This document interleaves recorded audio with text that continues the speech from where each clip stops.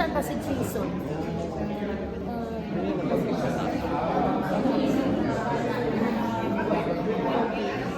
Ayan, yan, si Jason. Yan. Yan.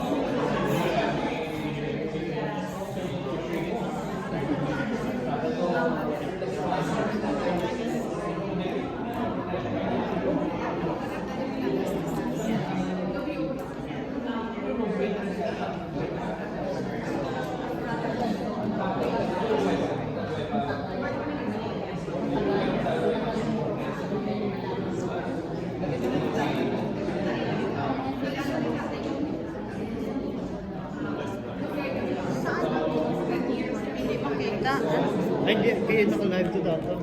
Oh, okay. Sa likod. So this one, who's this? Kay, I don't know. Okay, can we move it?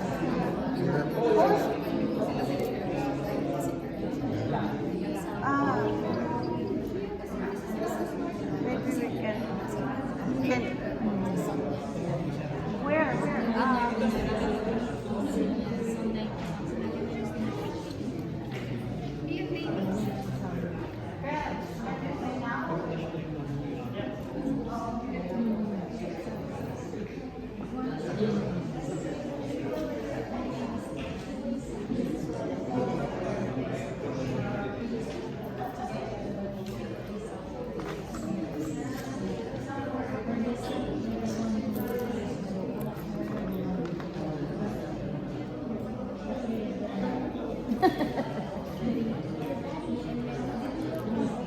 Hindi.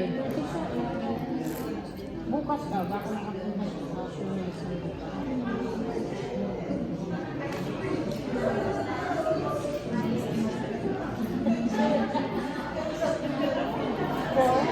Punta? Sa nakapunta sa Bunta layo ah. Hindi mo ka doon?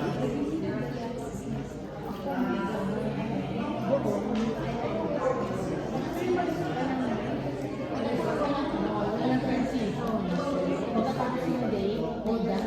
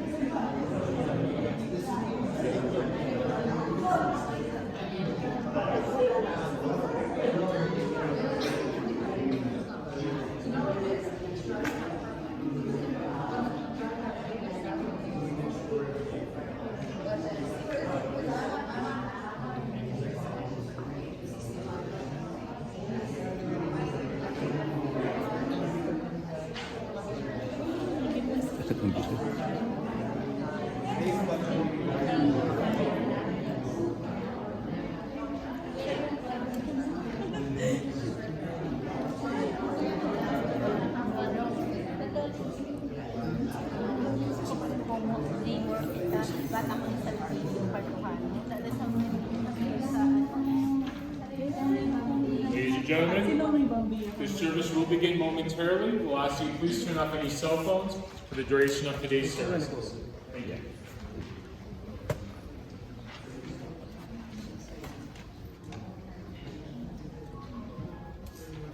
Start now.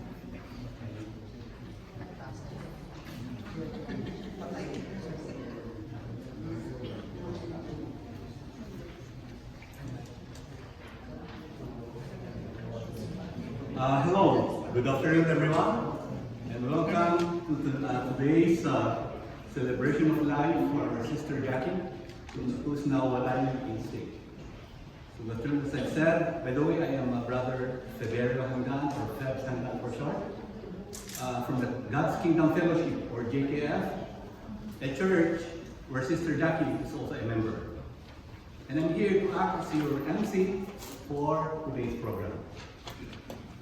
We are here to reminisce and celebrate the life of our dearly departed Sister Jacqueline Barrido Capitana, or simply Jackie to most of us, right? When we say life, we usually refer to the earthly life a person had, but we will go deeper than this in this celebration. Okay? Yes, we celebrate and reminisce the happy memories when Sister Jackie was still alive.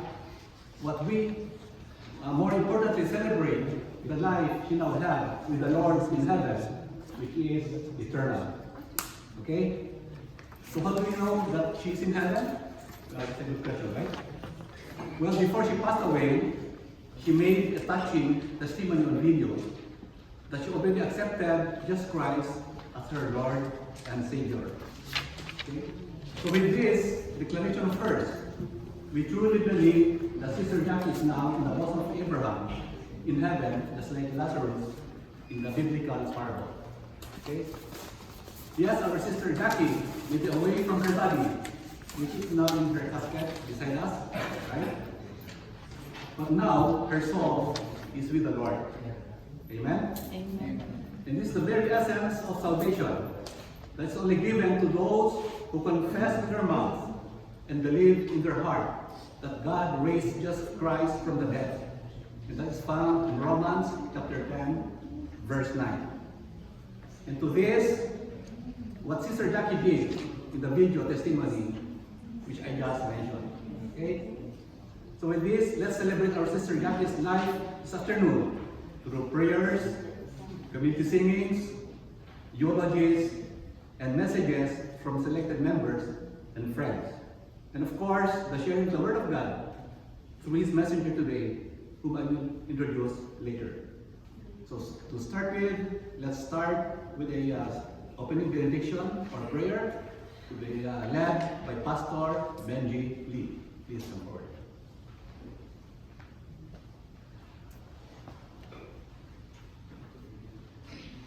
Good afternoon, everyone. I'd like you to please stand. I'd like to read to you a passage from the scriptures. I am the resurrection of life, saith the Lord. He that believed in me, though he were dead, yet he shall live. And whosoever lived and believed in me shall never die. I know that my Redeemer liveth, and that he shall stand at the latter day upon the earth. And till this body be destroyed, and I shall see God, whom I shall see for myself and mine. I shall behold, and not as a stranger. For none of us liveth to himself, and no man dieth to himself. For if we live unto the Lord, and if we die unto the Lord. Whether we live, therefore to die, we are the Lord's. Blessed are the dead who die in the Lord. Even so, said the Spirit, or they rest from their labors. The Lord be with you. Let us pray. Mighty God, whose mercies cannot be numbered or measured, in this gathering of all the saints, we ask that you accept our prayers on behalf of thy servant, our beloved Sister Jackie Capitana, And we ask, Lord, that you grant her an entrance into thy presence and into the land of joy and light. This in the fellowship of all your saints through the ages. Through Jesus Christ, your Son, our Lord, who liveth and reigneth with thee and the Holy Spirit, one God, now and forever. Amen. Amen.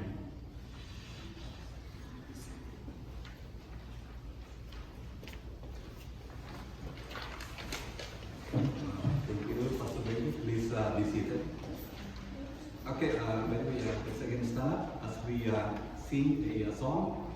And this song is very meaningful spiritually. And I think Sister Jackie has this in heart, because she went through a lot of sufferings. And I know that because of a God that's living, who came back to life, that she put all her faith in this God that we have. But let's sing that song entitled Because He Lives. Okay?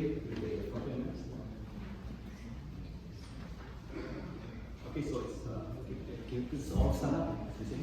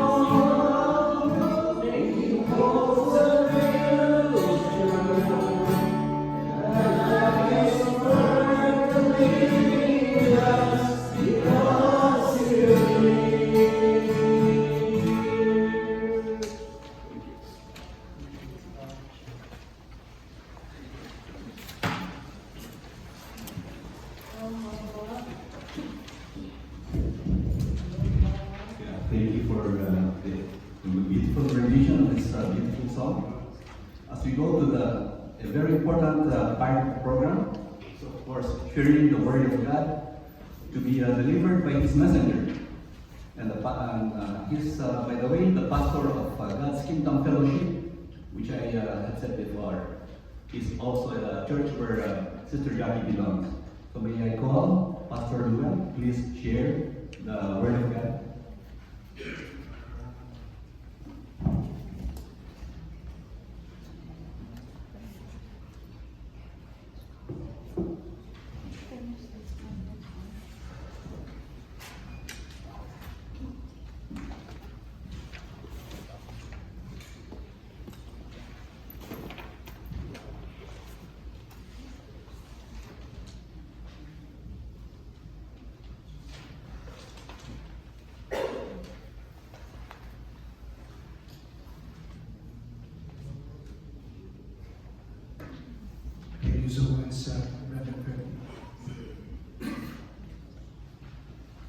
In life, there is death, and in death, there is life. Life that is eternal. Blessed afternoon, everyone. This afternoon, I just want to share what Jackie wants to hear. What Jackie wanted all of you to hear this afternoon. But before that, I ask everyone to please stand and let's read the scripture today.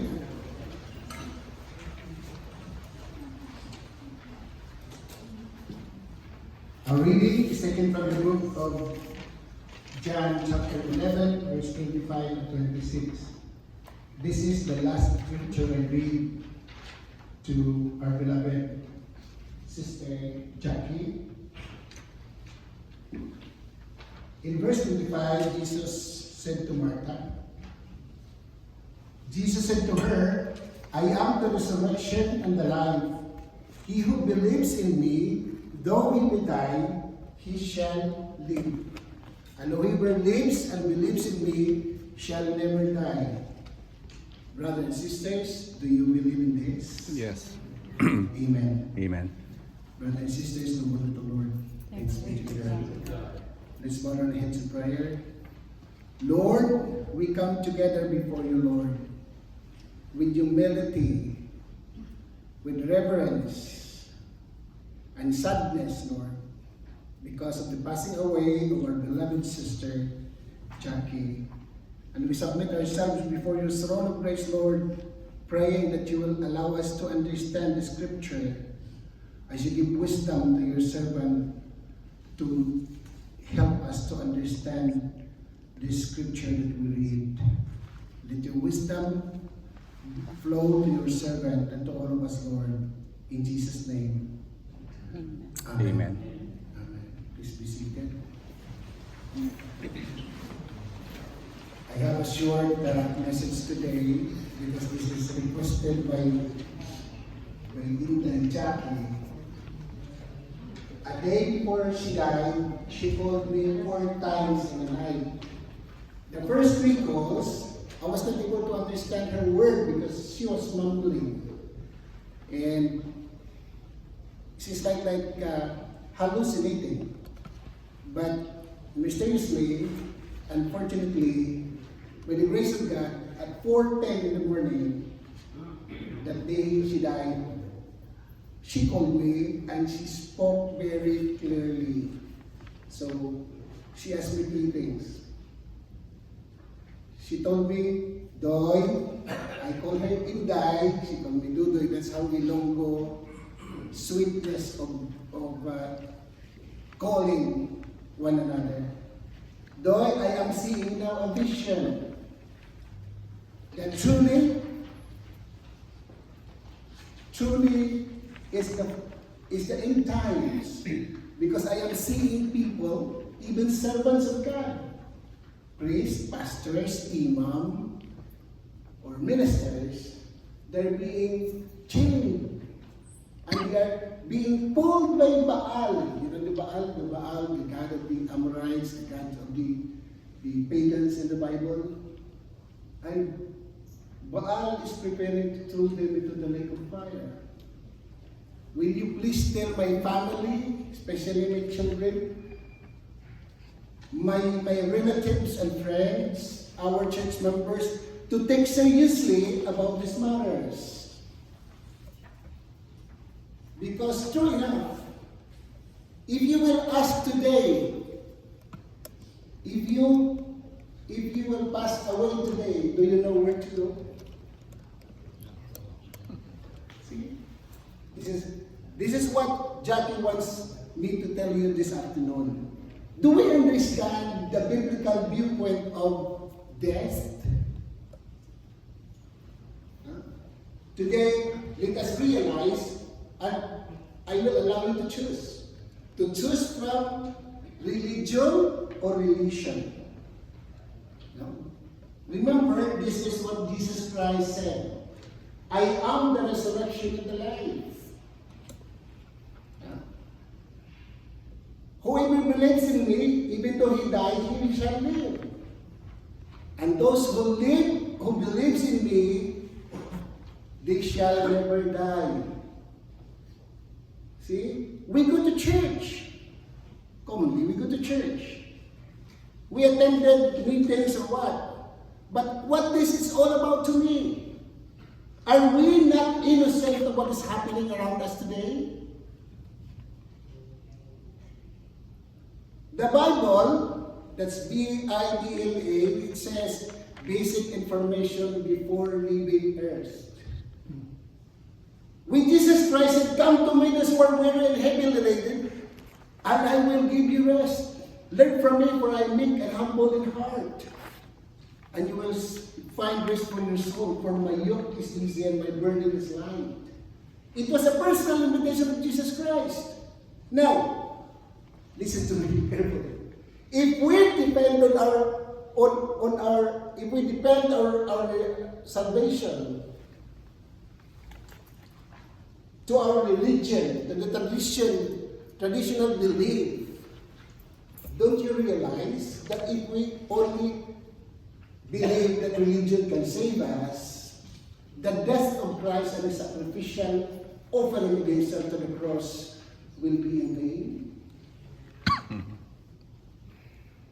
Right? John 14:6, the Lord says, "I am the way, the truth, and the life. No one comes to the Father except through me." So these are very simple things that I want you to realize today. Do I really have that assurance? I know Canadians have a lot of insurance. No?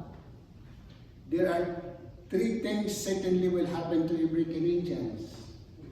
Number 1, you pay your taxes. Right?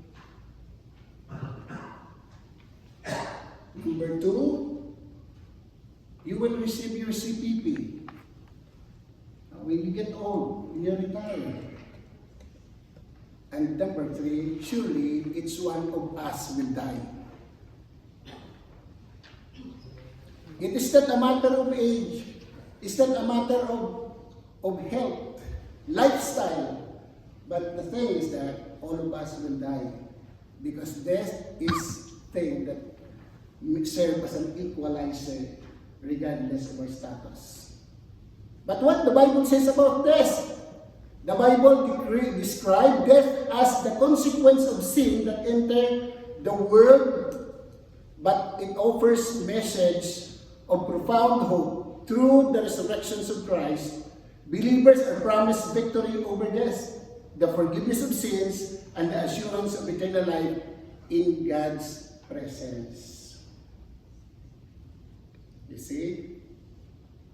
So,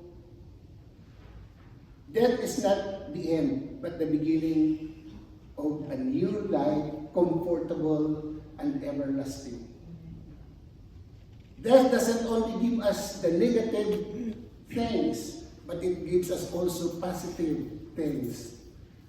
Death brings us 3 R's as a positive thing that happens to us every time our family or relatives die. The number 1 R is that death brings us into reunion. Agree or disagree? Speak away. Huh? Look at the Barataklons here. We have the reunion today because Inday Jackie is lying here. Right? Filipinos, oftentimes we have reunions through PBL. Hindi ka just mabilang ka kasal, biniyag-libing. Kikita kita sa simbahan because most of the Filipino only goes to church when there is kasal, binyag, or libing. Diba? Truly, we're healthy today. We live. But how miserable it is to understand that when you die, you don't know where to go. Our life is comparable to cell phone. Cell phone has 3 major parts. The SIM card, the battery, and the casement. God created us as a tripartite being. We have the body, which is the case. No? The soul, which is our battery. and the SIM card, which is our spirit. So if you have Rogers, SIM card from Rogers, your server is Bell. Is it correct? No? So if you live in the world and you love what Satan wants to do you think you can go to heaven? The same thing, man. When you break this cell phone, the case will return to what it was. That's why when we die, our body will return to dust where it came from.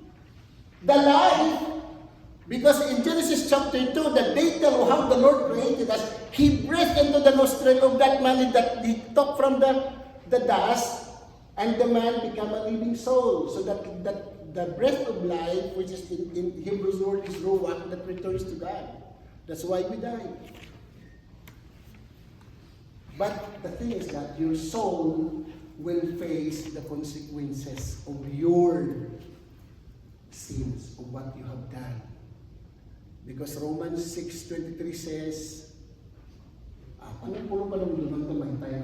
Isip-isip naman may tayo. That says, for the wages of sin is death, but the gift of God is eternal life through the Lord Jesus Christ. Amen. Okay, the first part, just the reading, the second part brings us into reconciliation. Sometimes when our father died, our mother died, our brother and sisters died, we go together and we forget our feuds or whatever it is. We open our arms and our hearts to forgive one another. And lastly, which is the center of our message today, death brings us into reflection. What happened to me if I died tonight? As the book of John, the beloved, he wrote in the first book, he said, I am writing this book to you, brothers and sisters, so that you will not be innocent, that each and every one of you have eternal life, and that eternal life can only be found in the Lord Jesus Christ. See? Never mentioned in the Bible that we can be saved by our religion. Unless we are born again, we cannot see and enter the kingdom of God. Because the cause of death here, scriptural perspective of death, dying, and afterlife, the origin and nature of death is number one, result of fall. When Adam and Eve committed sin against God, when they disobeyed God, and the Lord said, you are free to eat any kinds of fruit in the garden, but do not eat the fruit in the middle, because the moment you will eat, you will die. So before we realize the truth through the Word of God, and we accept the Lord Jesus Christ as first Savior and Lord, according to Romans chapter 10, verse 9 and 10, we are not assured of that eternal life. See? So, this is a reflection for all of us. The last thing that Inday Jackie told me is that prepare a message, joy, and please isentro mo. Just put it as the center of your message is how people will be saved. Do you realize, brothers and sisters, that the meaning of the word Jesus means salvation? Yeshua or Emmanuel, God is with us, that means Jesus, God saved His people. That's why Jesus means salvation. Acts chapter 4 verse 12, it says, there is no name below heaven and above the earth where we can be saved. And it is only through the name of the Lord Jesus Christ. As a missionary, bilang isang missionary na mukhang missionaryo, I am confident enough through the Word of God that Jackie Balido Habitan is now listening in Abraham's bosom, in the presence of God. Right? Amen. Do you know what constitutes heaven? A certain place called heaven because Jesus is there. Right? The only thing that constitutes that place as heaven because the presence of God is there. Now heaven is not somewhere else. Heaven is in our heart. We truly believe that Jesus Christ is our Savior and Lord, and Jesus lives in our heart. Right? So death comes because of sin, because of disobedience. And through our studies of theology, we believe Adam and Eve, they were not Chinese, like Pastor Benji, no? Because if they are Chinese, they would eat snakes rather than eating apple. See? Because Chinese loves to eat snakes. We should have not seen. True enough, and that was fortunate because Adam and Eve were Filipinos. Mahilig sa apple. And the official language in heaven is Tagalog. According to the English of Cristo. They ate apple. Is that apple? Yeah. How many trees in the middle of the garden? Is it the one? How many trees are there in the middle of the garden that God's prohibited from eating? No. There are 2 trees. Right? The tree of knowledge of good and evil and what? The fruit of good and evil, or the fruit of knowledge, with the good and evil, and the fruit of life. See? Alam niyo, hindi kayo makapunta sa langit. Alam niyo ba yun? Bakit namin pagpunta doon? When you meet Jesus Christ, He will never ask you, what's your religion? Did you remember the thief Pentecostal. was crucified with Him? The thief was crucified with Jesus Christ on his right hand. He said, he asked this, will you please remember me, Lord, when you are in your kingdom? What Jesus Christ said, did Jesus ask, are you Canadians or Filipino or Egyptian? What's your religion? Did Jesus ask that? No. It is in the 7 last word. No. Jesus simply said, today you shall be with me in paradise. That's the proof that when you die right now, you will be with Christ. You were not in 3 days or 40 days in a night because automatically when you die, you will be in Christ. Because Hebrews 10:27 says, for everyone is destined to die at once, and judgment will follow. An ordinary human being, when the doctor says, you have cancer, then it was a very devastating to her or to him because he knows cancer is deadly. Right? But if you have faith in Christ, instead of crying, you will laugh and smile because at least you know when and how. Right? If you believe in Christ, that when you die you will be with Christ, you will be excited. Because when you die, you will see your Savior. See? So, that's the thing, we need to have that reflection. Result of the fall, separation. Thessalonians chapter 4, verse 13. That's why, how the New Testament, what's New Testament concepts of death?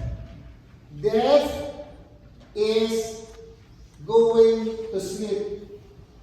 Are you with me? Yeah, for the Christian. For the believers, Jesus said that death is going to sleep. Because in the 1 Thessalonians chapter 4, from verse 13 to 14, it says that those who are falling asleep in Christ will rise first when He returns. And those who are still alive will not proceed with those who are falling asleep in Christ. In the book of Mark chapter 5, Jesus Christ said to Jairus and the people, because he saw the commotion, why the people were wailing and crying. He said to Jairus and the people there, don't cry, don't wail, because the child is not dead. She is just sleeping. Somebody to it. See? That's why we understand death is a separation. So this is a separation from the soul will separate from the body. I have a long joke with Inday Janet. Inday, ipakramit ikaw Pag-abot sa Pilipinas, ang balong ko si... Ay, Ilonggo.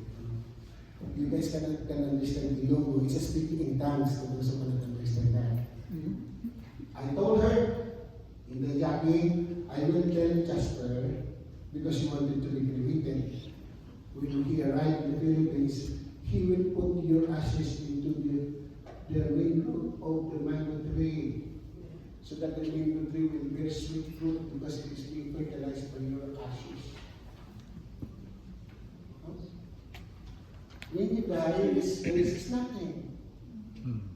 Right? What is important to God? Jesus Christ died not because of your beautiful body, of your macho figure. Jesus Christ died because of your soul. Right? So don't bother about your figure. Don't bother about your vital statistics. But be worried about the salvation of your soul, my dear friends. See? Not the end, in Hebrews 9:27, give way to judgment. If we don't have the personal relationship with Christ, when our soul is separated from our body, then we will pass through the judgment. But if we are in Christ, in His hand, when we die, we go with Him and we inherit the eternal inheritance that Christ has been prepared for us. Claro? Sige. I don't know your affiliation, I don't know your faith, but it is what the Bible says. Okay? Number 2, hope and resurrection. The number 1 experience about the cause of death. Hope and resurrection. Christ defeated the death. Okay? 1 Corinthians chapter 15, verse 55 to 57. It says, O death, where is your sting? O grave, where is your power? Christ's resurrections give us the living hope that when we die, we will also be resurrected with Him. And that give us the encouragement that to be afraid of death. It's just like a story of a father and son who went to lecture during the spring. So when they were driving around the lecture, when the father opened the windshield, the bumblebee came in. And the young boy rushed himself to hide himself underneath the chair, the seat of the car, because he is terrified of the bumblebee because of allergy. So the father saw it, that his son is terrified. He grabbed the bee and he told his son, my son, get out. You see? So when the son back to his seat, he opened his arm, his palm, and the bumblebee flying away. The son is supposedly to hide it in himself. But the father said, my son, look at my palm. And the son said, oh, the sting of the bee is in your hand. Now, the bee is there, but he has the power to sting you and to cause your allergy. Death is still here. We are all dying. But if we believe there is God who can save us, and the mark of that sting is in His hand. So every time you see the mark of the nail in the hand of Christ, that's the proof that death has no power over you if you believe in Christ. Hindi ako nagagalitan, nag-i-explain lang. Nalulungkot lang ako eh. No? And lastly, the experience of believers at home with the Lord. Okay? So there are so many questions as, Bro Luel, what happened if I die today? How many days my souls will stay on earth? No. 0 hour, 0 day. Automatically your soul will go to the Lord if you believe in Him. But if not, then you will go to judgment. At home with the Lord, as what Brother Phil read, Paul said, to be absent from the body is to be with Christ. Because heaven is a person. It's not a place. Because a place can never be heaven without that person. And His name is Jesus. Oh, by the way, I want to introduce myself properly to each and every one of you. I am a nobody, telling everybody that there is somebody who can save anybody, and his name is Jesus. Right? At home with Christ, number 2. No more suffering. If there is any one of you would volunteer to read Revelation chapter 21 verse 4. Sir Fred, can you read it loudly? Revelation chapter 21 verse 4. The inheritance of the eternal and comfortable life. Can I just read? Yeah, andyan ba? Oh, I will read this. Yeah. Revelation chapter 21 verse 4, so that you will know. And God will wipe away every tear from their eyes. There shall be no more death, nor sorrow, nor crying. There shall be no more pain, for the former things have passed away.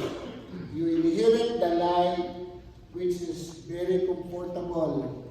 Notice, you know what I'm saying is this? Arthritis, sinusitis, diabetes, no more this. See?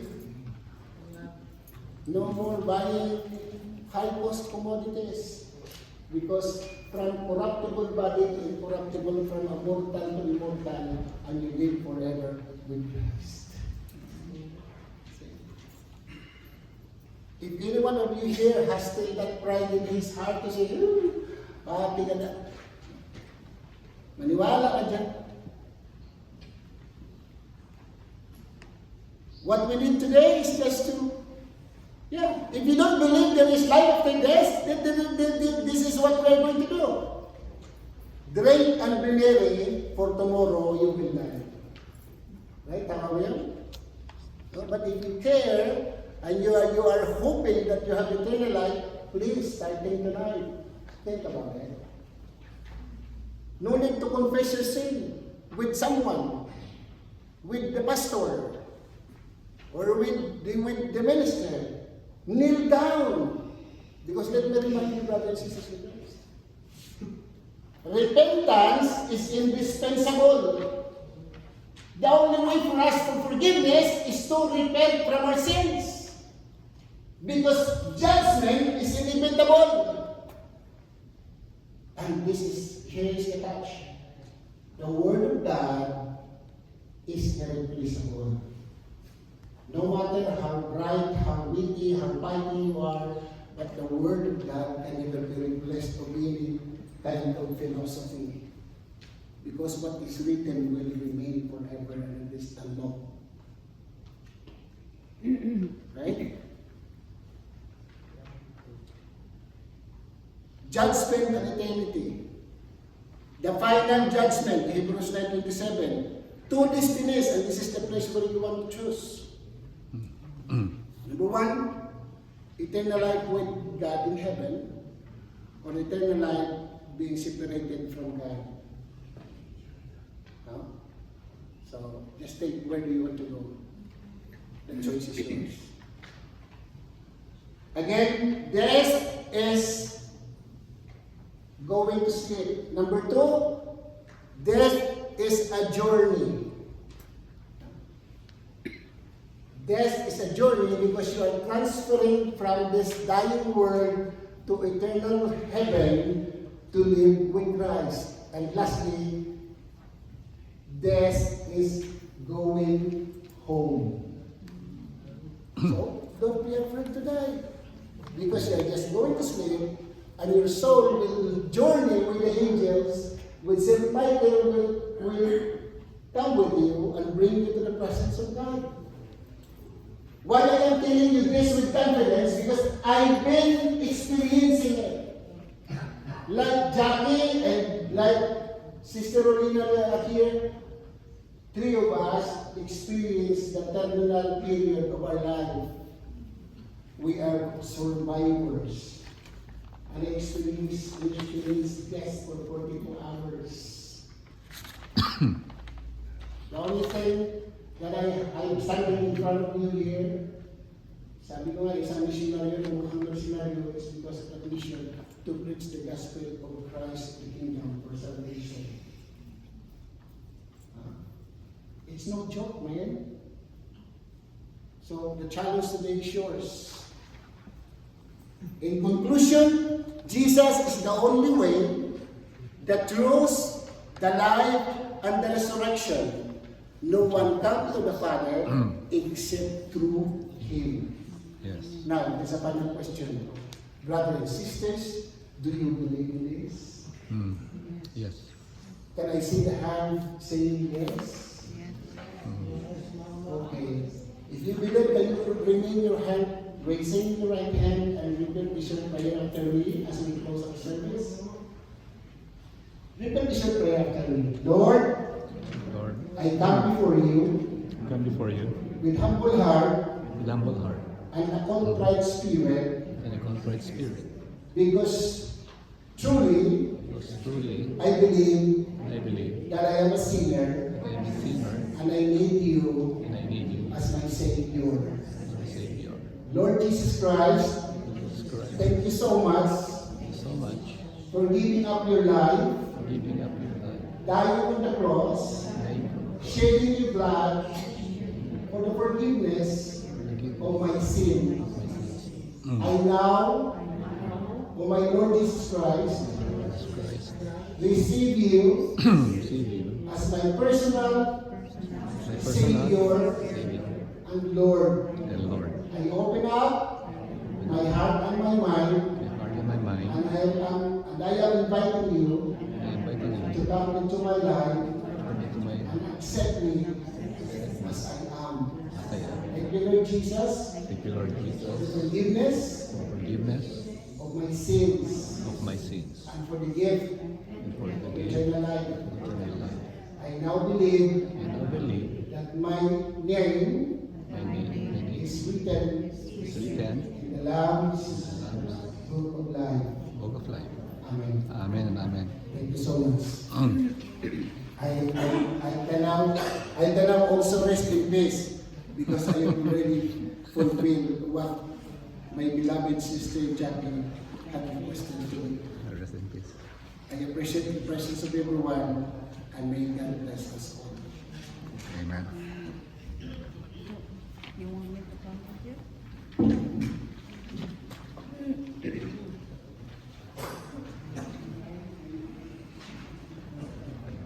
Okay, thank you, Pastor Lula. That was a very impactful message. That we should not take it for granted, because we only have one life to live. And as the Bible says, man is appointed once to die, and after that, the judgment.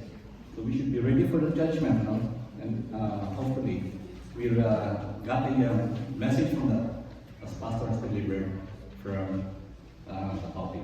Okay, so anyway, we'll go to the next part, and I think this is a very meaningful one for the first member of the family to make his eulogy. And of course, this boy is a very good boy, very good son, because I saw how he took care of Jackie while she was in the hospital during her critical times. And of course, I made sure that he has many things to say about her mom.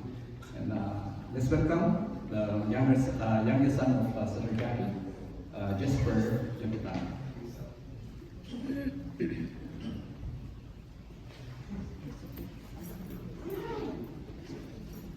So, good afternoon, everyone. I want to say first, thank you all for coming to celebrate your mom's life and support our family. So, when I think of my mom, I remember a jolly, outgoing person who was full of life. Seeing her face so many challenges over the years was difficult. But I'm grateful I had the chance to be by her side and care for her. When I become her caregiver, I sometimes felt like I was falling behind while everything else was moving forward. But when my mom needed help, I only had one answer. If not me, then who? Looking back, caring for her wasn't always easy, but it was one of the greatest privileges of my life. The time we spent together is something I will always cherish and will never regret being there for her. I still can't believe you're gone now, but I find comfort that knowing you're no longer suffering. You're at peace now and you're in a better place. So I just want to say thank you for your love and sacrifices and everything you've done for me. I will always carry your lessons, your strength, and your love wherever I go. I miss you and I love you always. Thank you for everything.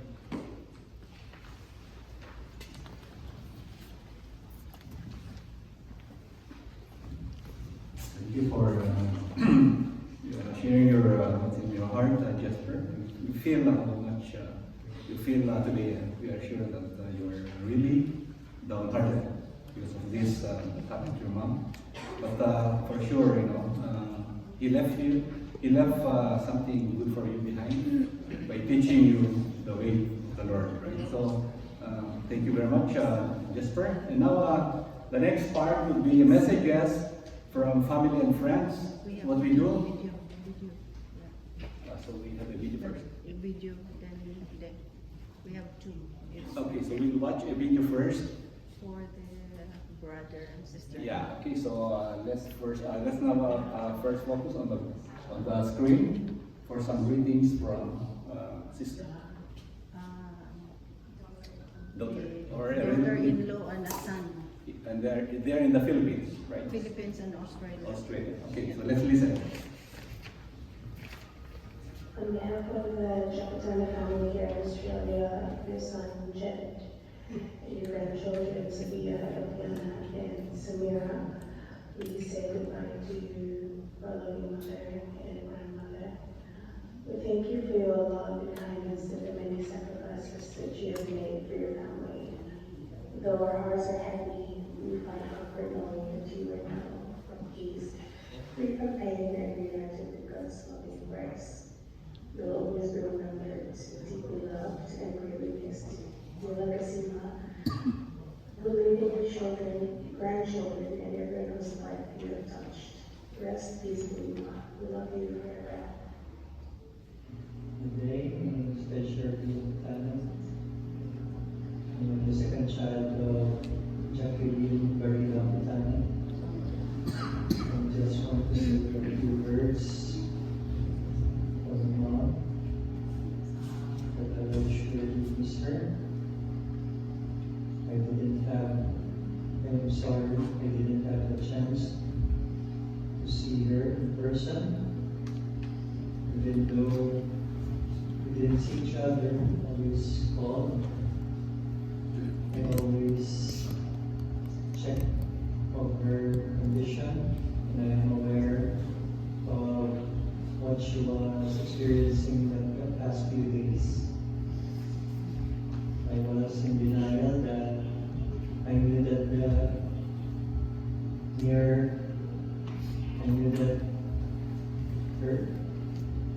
her life is near the end because of her situation. But still, I was still hoping that she would get well and still come home here in the Philippines.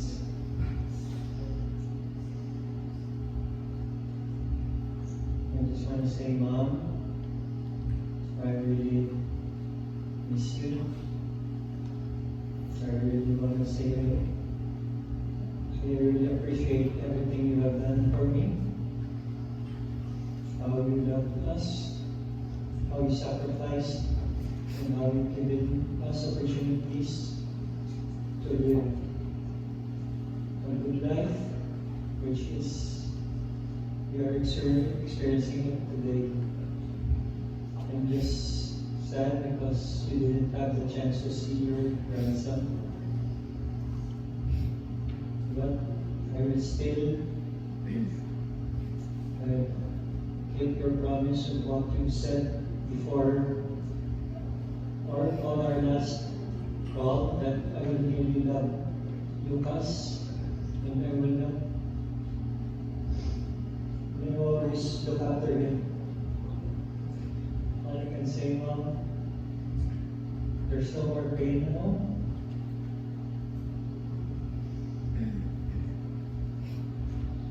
You are with the Lord now. You're with Dad. And hopefully, you're in a happy place now. No, I am sure that you're in a happy place now. Please continue to watch over us, because our journey starts now.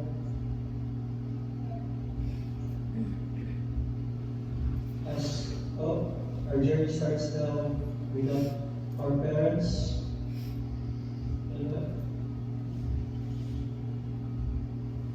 We have no one to talk to be our real selves, to say our problems or even our sad moments in life. But still, Mom, we are just glad that there's no more pain for you, and you can really rest now. Don't worry about us. We can handle ourselves now, and always remember of what you taught us.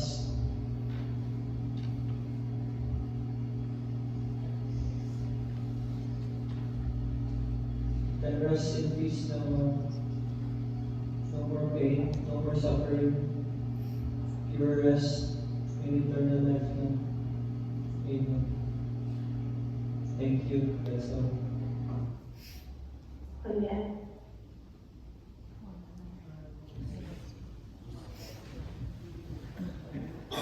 Okay, some those are the sister and a brother of the sister. You can make us, you can make it here for some reason or another. So it's a really very meaningful that they were able to express their sorrow and their words of love for those whom Sister Jackie is behind. So now, since there's no list here for the other family and friends, I request everyone to those to come one by one, introduce yourself, and then say your piece. Okay?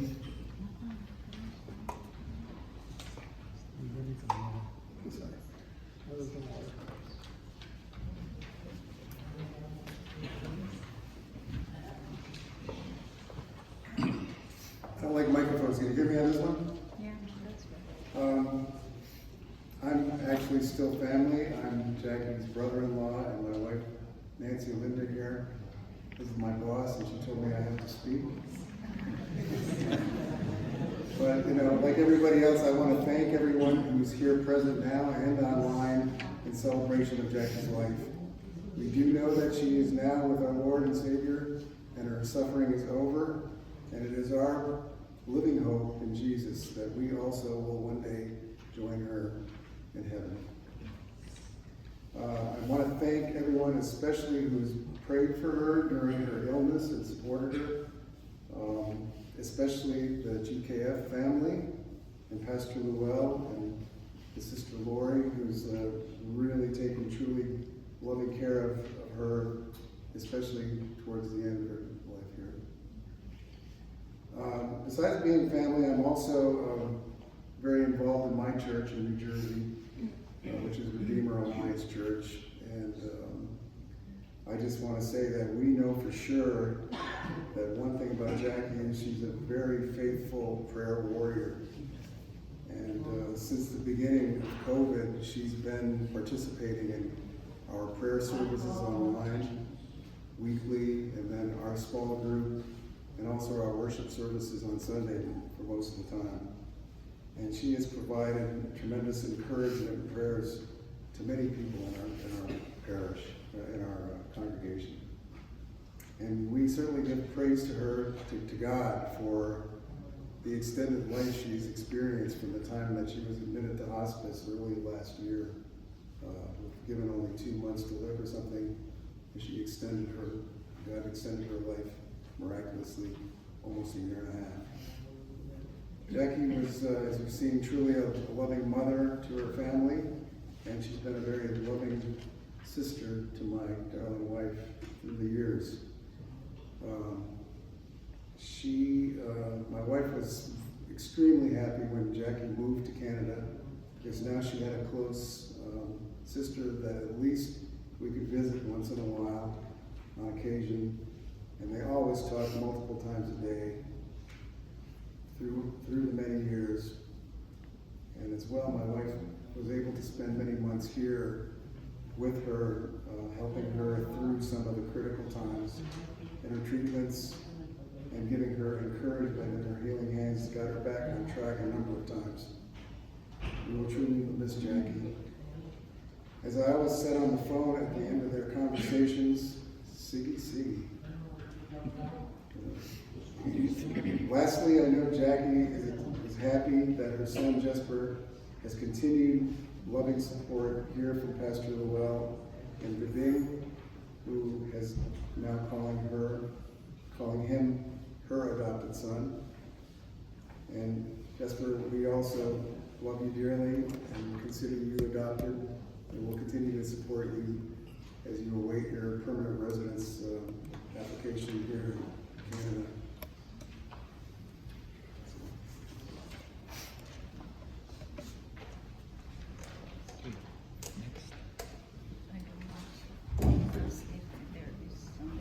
Okay, so anybody wants to say something, just come forward. And introduce yourself first, how you relate to Sir Jackie, and then can say a word of comfort or sympathy for the family. Anybody? Anybody else? Relatives first. Relatives. In-laws, brothers, sisters. Friends. Any friends?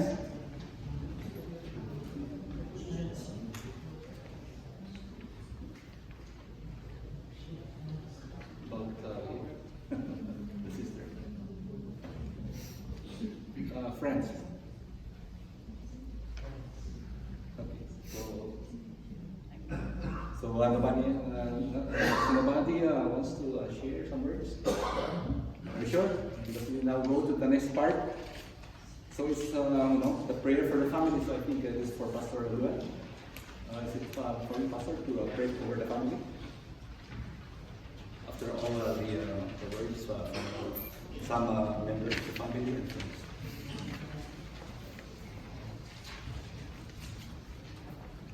Again, thank you so much for coming and supporting Jesper, Ate Bibi, and Ellie, and the cousins over there. Thank you so much.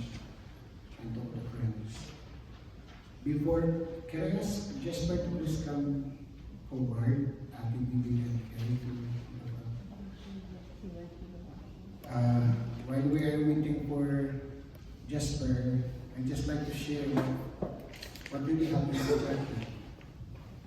December 2018, it was the day I think she was diagnosed with cancer stage 4. And she was given life at the most 6 months. That was the first terminal was given to her. And that's the day she called me and I brought her the Bible, like a program of 365 days to read the whole Bible. And he prayed, Lord, if you're truly my God, please allow me to live for the next 365 days to finish this Bible. 365 days passed. On that very last day of 365, her oncologist called her, telling her that she is now cancer-free. So she went back to her regular daily activities and work for another 2 years. And one afternoon, she was rushed to the hospital because of that severe excruciating pain in her head. It was just like at first like a headache. And the doctor ordered the start operation, so she was not able to check out immediately. She was operated. I was called by the doctor because I was a volunteer chaplain also in the hospital. I visited her in a pre-operating room. I found her singing Amazing Grace, how sweet the sound. While the other 3 people there was also waiting for operation were crying. And she was smiling, telling me, see, tanawa sila tuyo. Eh, wala sila kamalawag sila makanto na sila pagkakahihibig sila. Look at them. They are terrified because we don't know what to do like again. But the doctor also told me that her chance to survive the operations is 50-50. So I told her straight, you know that your chance to live, it's okay. I decided to see Jesus. Now, Madam Bibi came from the US, went to Canada to assist her for 3 months. But Madam Bibi and I knew that the doctor that told us also that in the first 90 days, they don't know if the child can survive. And again, she prayed, Lord, if you want me to be saved, please allow me to be baptized first before I die. So because she requested that, we brought her to the private swimming pool of our member and we baptized her. And then again, another 2 years she survived. So we transferred her from the South Common Mall boarding house to her cousin, Tita there. She lived in Mississauga. What street is that? Wild grass, right? So every other day, we brought her gulay because we were requesting laswa and tambo kamay or something. So like that. And then eventually she transferred to our house. And she stayed there for another 2 years. And then one day she was brought to the hospital and she was confined in the palliative. And the oncologist they told me, Chaplain, I'd like to inform you that Miss Jackie will be transferred to hospice because she will be given like 45 days max. Okay, and then I told the doctor, it is only your own opinion, but God is alive. He will survive for a year or more. So, he said 45, it comes 3 months, 6 months. So, she lived out and was brought to extended care. And from extended care, she was brought to nursing home. And she was excitedly calling me and said, Doy, I'll be going back home. But it's sad to know that God is calling her home. So that's the faith of our beloved sister Jackie. So today let's bind our hearts and mind together to pray for encouragement, provision, protection, and guidance to Jasper. And also to the sister. And We will be praying for the Catholics to the Catholic Lord. Yeah, Bishop. yeah, join her. And may I ask the congregation to please stretch your hands towards there. Okay. Lord, we come together before your throne of grace, binding our hearts and mind together, Lord. That in the name of Jesus, you will give your fatherly divine protection, provision, and guidance to Jasper. And even Lord, comfort and Bibi and give her joy in spite of this circumstances we have here this afternoon in front of this death of Tita Jackie. Also this mananggaling as they drive going back to United States after this overnight. Father, thank you so much for your love and grace. We commit them into thy loving hands, especially Jasper, Lord. Lord, we believe that as what you have promised, and even David confirmed it in the Psalms 37, verse 25 says, I was once young and now I am old, but I've never seen righteous forsaken, and even the children's being bread.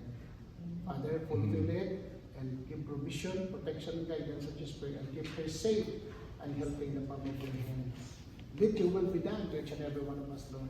Yes. As your servant also, Lord, I speak blessings, success, and prosperity, Lord, to those who came to this afternoon, Lord.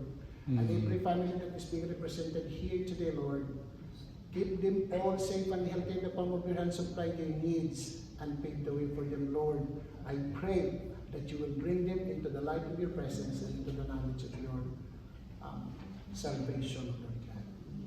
Lord, let your face shine upon Jasper and all of us, and let your peace be upon them and upon us, O Lord God, and you bless us with the blessings of health, wealth, and love. In Jesus' name. Amen, amen, amen.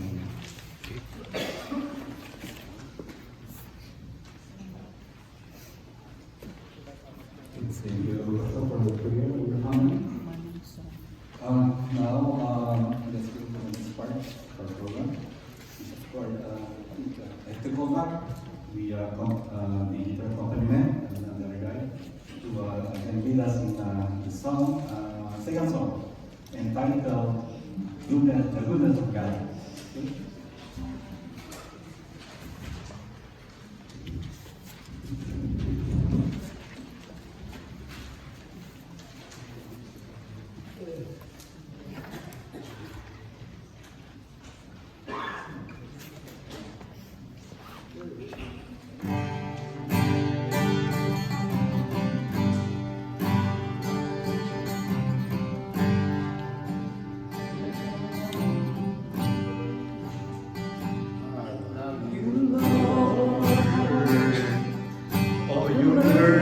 Never failed me. All my in your hands. At the moment of the way, I feel I lay my head. I sing of the goodness of God.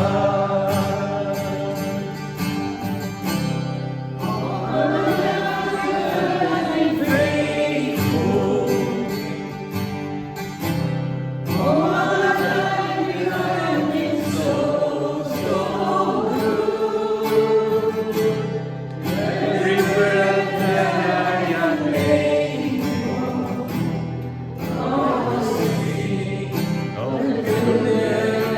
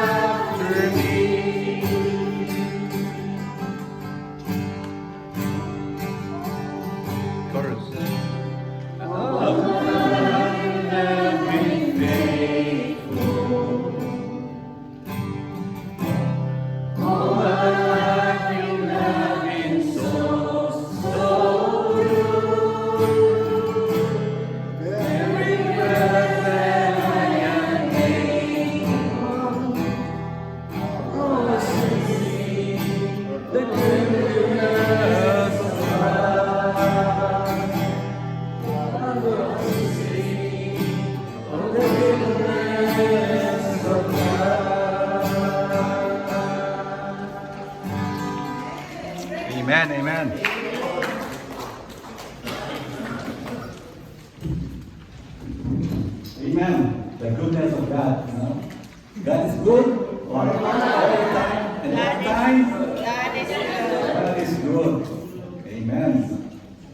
So now we are going to the last part of the program.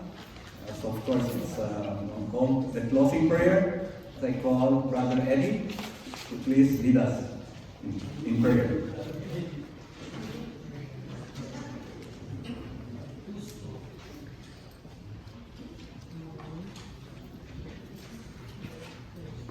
Yes, dear brothers and guys, let's all stand for our closing prayer. Yes, Lord God, our Heavenly Father, our Almighty God, the Creator and the Sustainer of our life. Lord God, we give you all the praise and the glory as we finish this service, Lord God. We know it is your grace and your love that we're able to gather here in this wonderful day. Yes, Lord, in spite there's a sorrow, there's a pain in our heart, in our spirit, but still we focus not on this thing, but we focus for your promises, our hope, living hope that absence, but as said, the absent in the body is the presence in the Lord. And also you said to your words that give us grace and always encouragement of your promise that to live is Christ and to die is King. Many promises, even you said to your words that which is the theme of this occasion, just said in Psalm 16:15 that precious in the sight of God is the death because of the death of his saint. Because of this thing we know, Lord, that our sister Jackie is now with you, Lord God, that will not experience no more death, no more pain. That's why in urgency I pray that each one of us must give by the revelation of the Holy Spirit that lives inside of us and through us and for us this urgent hope that we really need you, Lord God, because you are only the way, the truth, and the life, Lord God. And each one, because as Pastor keep on reminding us, to die twice, to live, to born again twice, and to die once is better than dying, live, born once, and to die twice. And this always we pray also, as we depart these places, I ask the guidance of the Holy Spirit, the precious blood of Christ, and the angels that go with us, Lord God, and to protect us and to save us. And all of these things, we just leave up to you, for your living hope, to the only wise God, Jesus Christ. Amen. Amen. Amen. Okay, so in behalf of the family, I want to thank everybody for coming over. As we, because we can only comfort each other when we come in assembly with each other, right? So, in closing, can I ask anybody who want to talk or make announcements? So I think somebody from the department.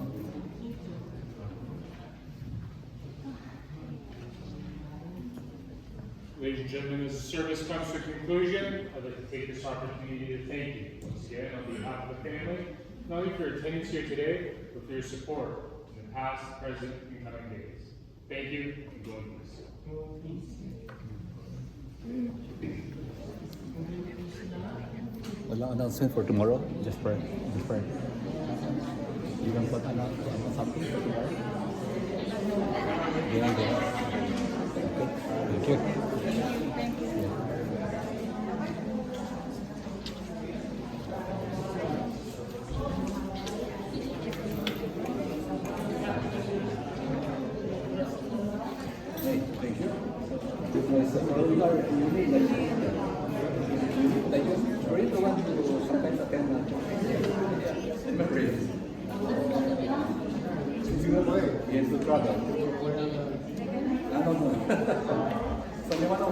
I just pray once in a while, but I think even just like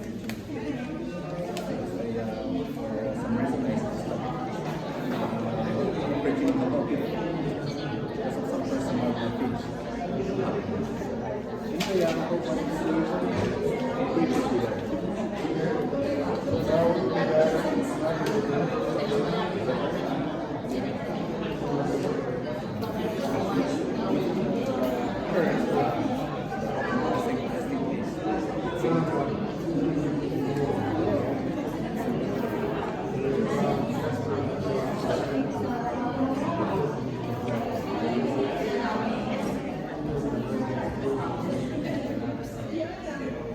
Anyway, thank you for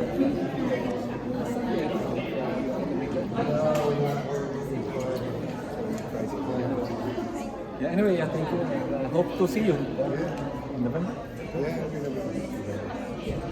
Okay, then. Anyway, condolence and condolence.